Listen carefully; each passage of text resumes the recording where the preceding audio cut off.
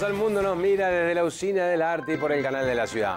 Hablando de la Usina, qué lugar increíble, no se lo pierdan, hay una cantidad de espectáculos gratuitos maravillosos. Hablando del programa de hoy, nuestra entrevista es con un actor también maravilloso. Estamos hablando de un hombre que hizo cine, teatro, televisión, canta, baila, actúa, hace absolutamente todo. También hace yoga y otro detalle que después le voy a contar. Estamos hablando del señor Víctor Laplace. Un hombre querido por todos sus colegas, muy querido por mí en especial. Así que fue un placer enorme hacer esta nota. No se la pierdan. Víctor, querido, ya me estoy riendo, ¿sí? Imagínense lo que puede pasar. ¿Qué haces, Martín? Qué alegría tenerte acá, Víctor. Igualmente para mí haber sido convocado por vos. Una alegría, una alegría. Quiero decirle a la gente, bueno, con Víctor nos une un enorme cariño y la posibilidad de haber trabajado, yo siempre digo, es una persona sensacional. Sensacional, sos un tipo sensacional para laburar, divertido, buena onda, buena energía. Víctor, ¿y vos naciste en Tandil? Nací en Tandil, provincia de Ese Buenos es tu Aires. lugar en el mundo, ¿no? Sin duda, sin duda. Sin duda. ¿Y cómo fue esa infancia? ¿Vos tenés un hermano? Tengo, ¿Papá, mamá eran? Tengo papá, mamá y tres hermanos. O sea, mi hermano que es ingeniero electrónico, Guillermo, mi hermana que vive en Tandil, que es concejala radical, Ligia Laplace, y mi otra hermana, Graciela, que vive en Buenos Aires. A todos los amo y los adoro y les debo muchas cosas de la vida. A mi hermana Ligia, por ejemplo, que hemos tenido alguna vez alguna distancia por esas cosas de la política, digo, hermana, déjate de joder, si nos queremos y qué sé yo. Ella me consiguió mi primer trabajo en Metalúrgica Tandil. Y yo a los 14 años era obrero en Metalúrgica, Martín. Yo sé que vos eras obrero en Metalúrgica y ¿vos hiciste el colegio? Yo hice la primaria, después fui a colegio de curas y después me hice la escuela industrial y soy técnico mecánico nacional. ¿No se nota? Escuchá, ¿laburabas de obrero metalúrgico? A los 14 años. El primer eso te abre un... No, un mundo... único. Sí, porque estaba rodeado de hombres y mujeres mayores, más grandes que yo, mucho más grandes. Entonces era un mundo donde había muchísimas reivindicaciones, yo empezaba a laburar. Mi primer laburo, Martín, me dan 1000 tornillos para sacarle la rebaba. Y ya tal la alegría, tal la importancia que para mí, porque yo además llevaba el sobre a mi madre, llevaba la quincena en el sobre papel madera, decía, mamá, acá está. Y de vez en cuando le pedía una platita para un disco porque estaba enamorado de una piba, 14, 15 años. Perfecto, debe ser. Amores no correspondidos, que corresponden. Esa edad siempre. Después la venganza será terrible. Después volvía también. El dolor. Pero fue una infancia, una adolescencia sobre todo, donde conviví con el trabajo y ya con el descubrimiento del teatro a los 12 años. Yo descubro el teatro de la mano de mi madre. ¿Tu madre era ama de casa? Mamá era sí. ¿Y el viejo? Papá, joyero relojero. Joyero relojero. Joyero relojero. Y tenía una relojería en Tandil, en la calle Pinto 668, que decía JPB Laplace, Juan Pedro Victorino Laplace y compañía. Y papá trabajaba solo. Entonces había puesto... Pero le metió un título. Ah, no. Y eso me encantó, ¿sabes? Porque son las cosas que uno dice después, con el tiempo las entiende. Claro. Había un cartel que decía, que era un reloj que decía 10 y 10, y arriba decía JPB Laplace y compañía. Y yo lo miraba, decía, y un día me animé a preguntarle, digo, papá, ¿por qué JPB Laplace y compañía? Por las dudas. Por las dudas. A mí no me cagan, digo el tipo. No. Entonces con eso dije, qué capo. Pero era una época también donde mi viejo jugaba las cartas en la esquina con Juan Carlos Pugliese, que fue a la sazón en el tiempo, fue el ministro de Economía de Raúl Alfonsín. O sea, había una cosa de mucha unión entre los amigos que se iban al bar en la esquina a tomar el cafecito, a jugar a la general. O sea que desde muy chico asumiste como mucha responsabilidad. Mucha responsabilidad. O sea, colaborabas. ¿Y todos tus hermanos también? Mis hermanos, sí, mi hermano ingeniero electrónico, mi hermana Ligia fue abanderada del colegio. Era en clase media, ¿no faltaba nada en casa? No, pero digamos... Pero había que laburar. Había que laburar de chico, sí. Y el criterio de laburábamos, colaborábamos y después... Sí, casi como un fondo común, digamos, ¿no? Y contame una cosa, Víctor, ¿cuándo te vas de Tandil? ¿Cómo se te ocurre? Porque sé que a los 18 años, un día casi sin avisar, dijiste... Tal cual. Sí, ¿no? Tal cual. Tengo memoria. No, es que ese día fue crucial, porque yo creo que uno... A ver, Martín, uno hace 3, 4, 5 cosas en la vida que son fundamentales, ¿no? Digo, desde hacer ciertas cosas en la profesión, hasta tener un hijo, hasta tener un gran amor, hasta tomar la decisión de irse, porque yo sabía que Tandil Para mí no es que me quedaba chico, yo no tenía conciencia, pero sí sabía que me quería venir a estudiar a Buenos Aires. ¿Sabías que tu futuro estaba en otro lado? Sí, y que me quería venir a estudiar teatro a Buenos Aires. Yo decía... ¿Ya sabías que querías Sí. Bueno, lo supe en realidad, eso, un día con mamá, en la plaza, viendo al grupo Fray Mocho, que era un grupo, los grupos de teatro iban mucho al interior, y Nuevo Teatro mandaba profesores de dirección. Y vi teatro por primera vez, una obra de Dragún, me acuerdo, y lloré mucho, y le dije, mamá, yo quiero ser eso. Cállese la boca, mocoso. Pero ya tenía yo, había hecho algunas imitaciones en el colegio, había imitado al Jolson, 12 años, pantaloncito corto. ¿Tenías buena relación con tu viejo, Víctor? Muy buena. Mi viejo era muy silencioso, mi viejo, muy apocado, muy callado, pero decía la palabra justa. Y siempre nos explicaba lo austero que había que ser en la vida. Él se descontrolaba en carnaval. Y era maravilloso. Qué ¿no? Buen título. Porque tipo austero, tranquilo. Sí, pero carnaval en carnaval lo metían preso. Porque empezaba con un pomo de agua perfumada y ahí yo aprendí lo que era el requiebro a una mujer, ¿no? Él, por ejemplo, era capaz de seguir con un pomito de... ¿Te acuerdas de esos pomitos como de aluminio, con florcitas y cosas, Art Nouveau? Entonces seguía a las mujeres, las seguía durante una hora, o la vuelta a manzana con el pomito de agua perfumada, le echaba un chorrito de agua perfumada, así arrancaba. Y después descontrolaba, derrapaba y empezaba con los globos, y las tiraba así como si fuera un Globetrotter, ¿no? Por elevación hacía toing, así, y después ya con el balde. Y ahí la policía un día se lo llevó preso. Claro, por hacer quilombo en la vía pública. Por supuesto, todo el barrio que vuelva a Don Víctor, que vuelva a Don Víctor, y una cuadra lo llevaron, una cuadra atrás. Tipo querido. Pero ahí descontrolaba y después era muy austero. Y tengo recuerdos extraordinarios de mi viejo enhebrando collares con hilos de plata, collares de perlas cultivadas con hilo de plata, haciéndole los agujeritos a las mujeres para el primer arito. Diciendo que el metal más noble era la plata y no el oro. Si tenía una concepción de la vida muy extraordinaria y era un poeta no asumido, pero tengo un recuerdo de la primera cosa que le regala mamá, que es una foto de él saliendo de una maceta y de un cactus, ¿no? Y él acá, saliendo así la cara de él. No me pregunten, era una especie de surrealismo, una especie de Frida Kahlo devenido a Tandil. Y entonces, en esa cosa decía, Angelita, mamá me llamaba Angelita, en esta dedicatoria no va solamente eso, va el alma. Yo dije, este hombre la ama. A mi vieja, que era una ladilla importante. Mamá nos hacía, porque nos hacía despertar a las 6:30, 7 de la mañana a baldear el patio, para baldear el patio. De onda. De onda. Acostumbrate que hay que laburar y meterle garra. Y regar las plantas y esas cosas. Y después quedábamos de 7 a 8:30 al pedo. Claro, pero despierto. Pero también empieza a pasar algo en Tandil muy interesante, que es que empieza a llegar gente muy interesante. Y ahí llega Witold Gombrowicz a Tandil, que era un gran escritor que había venido huyendo del exilio, etc. Y nos empieza a dar clases, y a los 12 años nos obliga, había peñas culturales. Entonces, en las peñas culturales estábamos desde las 12 del mediodía hasta las 6, 7 de la tarde leyendo poetas que yo no entendía, Rilke, Flaubert, qué sé yo, y usted Laplacito va a leer a Rilke, no, maestro, yo no puedo. Pero ese hecho, mezclado con la fábrica y mezclado con mi amor al teatro, me fue dando una ecuación muy interesante. Una enorme diversidad. Muy interesante, Martín, muy interesante. Que me fue formando muy fuertemente, digamos, ¿no? Muchacho de Tandil, insisto, que mi hermana Ligia me regala el primer libro de filosofía, Nociones Preliminares de Filosofía de García Morente. Entonces yo ahí voy y empiezo a leer, y empiezo a tener mucha calle de pibe, y voy a la fábrica. Una época en la que se estaba mucho en la calle también. Mucho en la calle. Uno en la calle, ganábamos mucho la calle, jugábamos en la calle, sí. Era otra realidad también. Y después los grandes bailes populares, ¿no? Julio Sosa con Armando Pontier, digo, y con, bueno, y la típica y jazz, y entonces, no sé, era muy extraordinario, muy extraordinario. Infancia, adolescencia muy felices. Después en la fábrica conozco al Colorado Lester, que sigue siendo mi gran amigo del alma, que me dice siempre, Vittorio, yo a usted lo voy a calificar.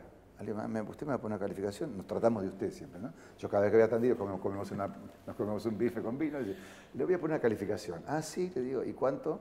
Dice, yo le voy a poner un 7. Digo, bueno, no está mal. Dice, sí, porque mire, le voy a explicar. Me dice, ser un 10 es un presupuesto demasiado alto en la vida y hay que sostenerlo. En cambio, usted hace un poquito de comedia musical, hace teatro para chicos, canta un poquito, hace drama, hace comedia, le pongo un 7. Digo, y me quedé con esa idea que no está mal. No está un nada 7 mal. para mí es una nota extraordinaria. Firmo acá por un 7 eterno. Firmo acá. Claro. No me des un 10, después un 3, un 10, claro. un 1. Y después me dijo, y después pasaron los años, y a la cosa de 4 o 5 años me dijo, le voy a subir un poquito la nota, le voy a poner, ¿cuánto? Le digo, me tuvo 15, 20 años con un 7. Le digo, me sube, sí, un 8. Y no le pongo más para que la gilada no se avive. Qué hermoso. Gran amigo, gran amigo. Gran amigo que tiene 4 hijos y que le daba 5 pesos a sus hijos y me decían, Vittorio, yo le doy lo que puedo, en pedo sé que no van a volver. Pero siempre, y eso también lo hacía mi viejo, siempre decía un poquitito de plata en el bolsillo hay que tener. Teníamos caja de ahorro, digo, había un mundo, digamos, que se ahorraba. Había otras culturas que, bueno, se fueron modificando, pero toda esa cosa me marcó muchísimo. Y las novias y esos amores imposibles. Seguimos charlando con Víctor, lo cual es un enorme placer. No podemos parar, entonces seguimos fuera de cámara contándonos la vida y no tenemos la suerte, gracias a Dios, porque estamos los dos trabajando mucho de vernos tan seguido. Pero hablamos un poco, Víctor, ya que a los 18 un día llegaste un ratito antes de que salga el bondi y dijiste, yo me voy a Buenos Aires. Esa fue fuerte, creo que fue... Esa fue la movida, algún día, ¿no? La pondré en una película. Esa fue la ficha. Sí, porque si yo me hubiera demorado o hubiera tardado en explicarles, si yo hubiera dicho un día antes, quizás no me iba. Porque mi madre era una actriz trágica griega, entonces era muy difícil salirse de allá. Porque ellos querían que uno se quedara, pero no de egoísmo, era nada, ¿a dónde te vas a ir? Lo que hubiéramos querido cualquier padre, digamos, claro, ¿no? En el temor. Claro, bueno, esa cosa del desapegue es muy difícil, desapegar y aflojar. Entonces, ¿Cómo tomas esa decisión, Víctor? ¿Cómo se te ocurre esa decisión? Porque yo, cuando vengo a Buenos Aires por primera vez y veo un poco, y veo 2 obras de teatro, y después veo 2 películas, yo digo, yo es acá donde quiero estar. Y entonces ahí tomo la decisión y cuando me toca hacer la colimba, hago la colimba en Tandil, en Distrito Militar 23, y después de ahí, ya ahí me voy directamente. Pero vos venís con trabajo acá. Sí. ¿Desde allá? Sí, con trabajo. Era inspector de control de... Ahí creo que se fundió la industria nacional. Yo era inspector técnico de la fundición gris de Metalúrgica Tandil. O sea, múltiple de escape, múltiple de admisión, bloc de cilindro, bloc de tractor John Deere. ¿Y eso te permitió laburar acá un tiempo? Mientras estabas acá tenías un mango como para tirar. Sí. Pero cuando en un momento determinado la situación se pone que consigo un laburo de teatro, tenía que irme a hacer una gira a Rosario y era eso o lo otro, opté directamente por eso y ahí me empecé a galguear. Me vine a la pensión Tandil, que queda ahí en Avenida de Mayo, para no extrañar tanto. Extrañaba muchísimo. Para mí el viaje fue como si me fuera hoy a la China o a algún lugar así, o a la India, que alguna vez tengo deseos de ir.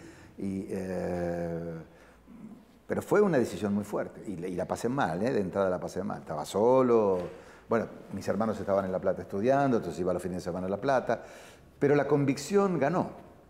No hay nada como la convicción.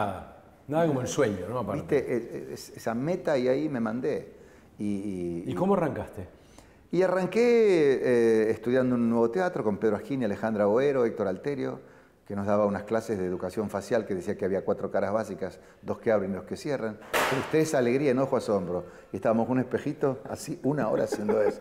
Después, como soy amigo de Héctor, le dije, vos te das cuenta que sí te caso, ¿no? Vos te das cuenta que gracias a 4 caras yo estoy acá vivo. O sea, 2 que abren y 2 que cierran. Tristeza, cierra. Enojo, cierra. Alegría, abre y asombro, abre. Y así 1 hora con el espejito, boludo. Me quería matar. Pero bueno, más o menos con esos 4 gestos. Todos los estudiantes de teatro. Más o menos con esos 4 gestos y un poquitito. Fuimos zafando. Y ahí arrancaste Y ahí arranqué y tuve mucha suerte porque me empiezan a llamar para... ya estaba haciendo teatro, me llama Alberto Fischerman, que era un gran director, con el que después hice una película llamada Los días de junio. Hermosa película, me llama para hacer publicidad.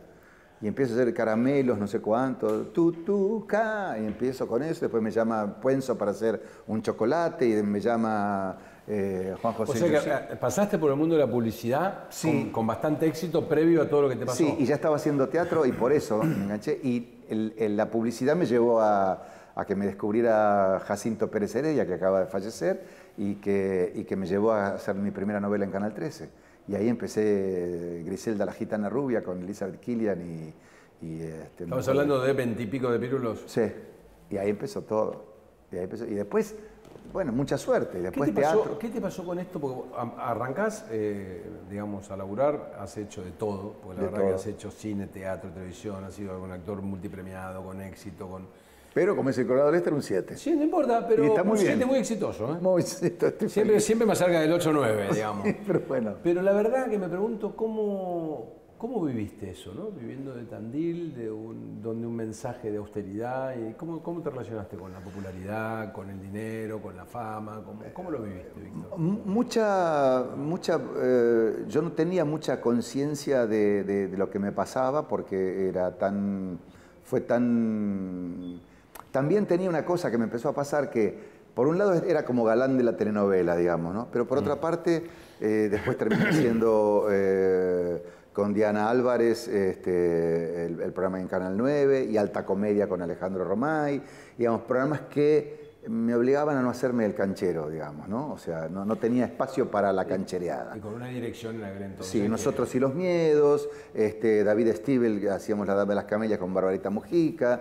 Digo, me tocó también hacer muchas cosas y empecé a hacer cine importante. Empiezo a hacer buen cine, el cine de la época, digamos, con cierto compromiso social, con películas como La Patagonia Rebelde, de No habrá más penas ni olvido, de Soriano con Ayala y Olivera.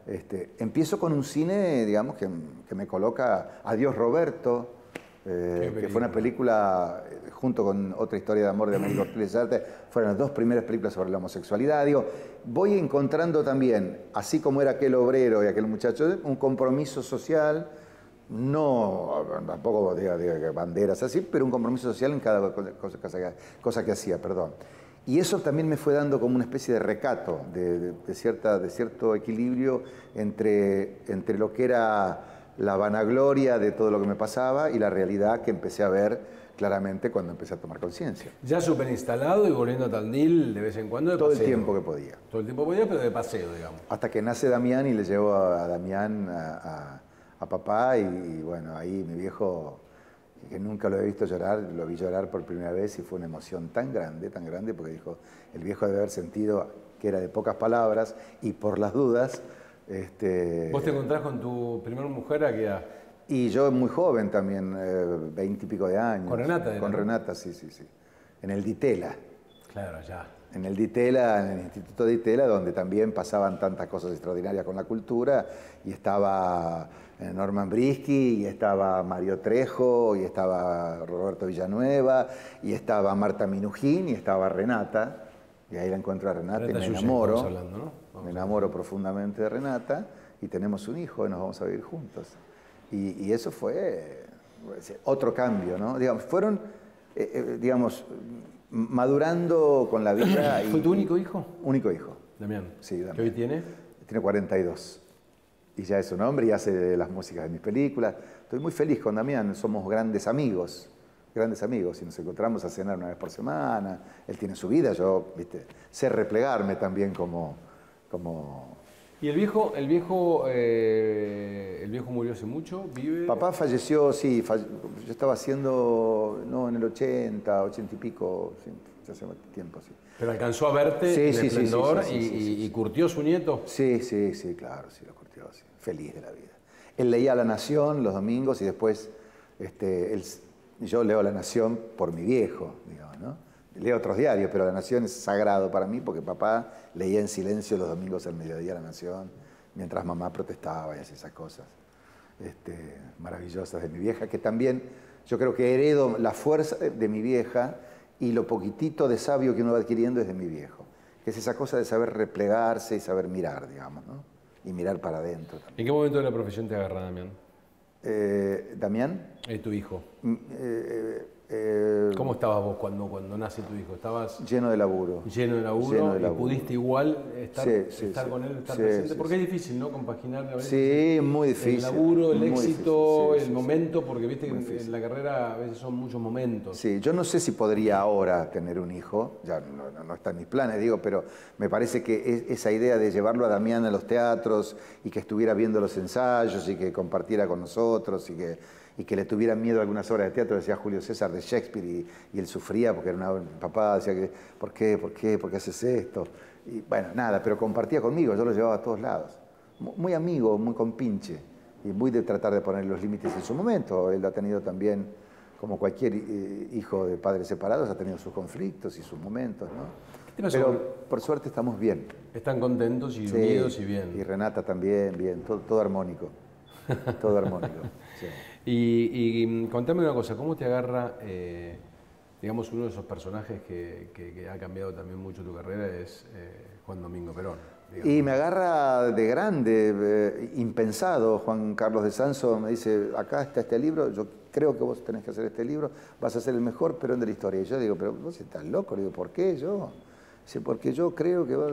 Bueno, y después empezó todo un trabajo de, ¿viste cómo es? De maquillaje, de caracterización, a encontrarlo. De engordar 10 kilos y qué sé yo. Y un día, me conoces un poco, me vi ahí, me pusieron la ropa, dije, puede ser, a ver, digo, soltame, digamos que déjame que voy a ir y me fui a un estreno de Norma Leandro, me fui al Teatro Maipo a ver lo de la Calas cuando ella estrenaba, y me senté solo, me conoces un poco, me senté en un balcón y empecé a ver qué pasaba con la gente, y la gente medio como que alucinaba, decía, ¿es Perón?